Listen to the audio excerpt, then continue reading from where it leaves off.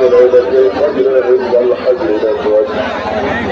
وقال النبي صلى الله عليه وسلم: من سجى رأسه في سبيل الله واحتسب غفر له ما تقدم من ذنبه، أو كما قال عليه الصلاة والسلام.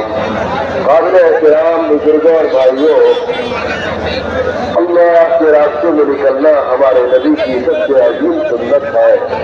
اللہ کے راستے میں نکلنا اس کی ایک صبح یا ایک شام دنیا معافیہ کی تمام چیزوں سے افضل ہے.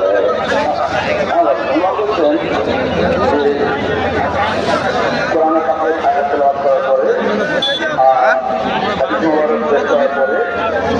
জান্নাত বড়